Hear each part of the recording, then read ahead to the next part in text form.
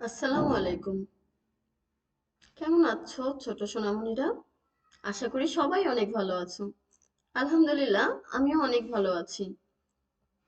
আজকে নতুন আরো একটি ভিডিও নিয়ে তোমাদের সামনে হাজির হয়ে গেলাম।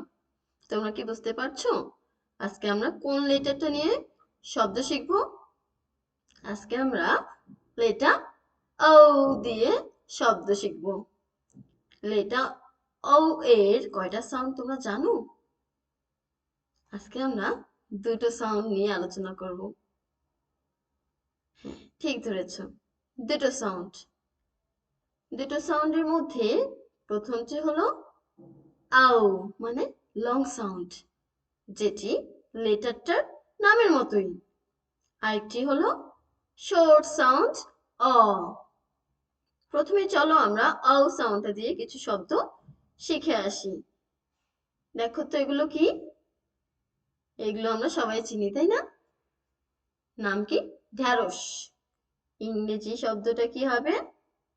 okra। okra শব্দে লেটার আউ এর জন্য ও সাউন্ডটাই এসেছে, মানে লং সাউন্ড। তারপরে আমরা পাচ্ছি okapi, তারপরে আউট। তারপরে কি আছে দেখো তো? এক ধরনের কেক, তাই না? নাম কি? Out cake. তারপরে গাছটা দেখো, কি গাছ এটা? আউক গাছ।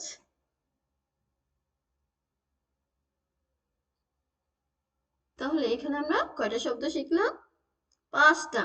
প্রথমটি হলো okra, তারপরে okapi, তারপরে ছিল আউট, তারপরে oat cake, শেষে ছিল oak।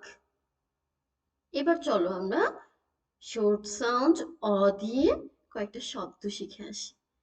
প্রথমেই আছে অটা। এখানে দেখো, শব্দের শুরুতে লেটার ও আছে, কিন্তু শোনার ক্ষেত্রে আমরা কি শুনতে পাচ্ছি? অ শুনতে পাচ্ছি। ঠিক ধরেছ, আমরা এখানে লেটার ও এর জন্য অ সাউন্ডটা পেয়েছি, তাই তো হয়েছে অটা। তারপরে অরেঞ্জ।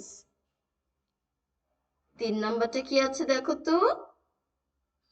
কি দারুণ দেখতে, তাই না? ভয় পাচ্ছ? ভয়ের কিচ্ছু নেই, আমার তো ভালোই লাগছে দেখতে। নামটা কি দেখি তো আমরা? অক্টোপাস। অক্টোপাসে লেটার ও এর জন্য অ সাউন্ডটা পাওয়া যায়, তাই না? তারপরে কি আছে? অলিভ। এখানেও অ। তারপরে আছে অস্ট্রিচ। অস্ট্রিচ শব্দেও দেখো অ সাউন্ডটা পেয়েছি।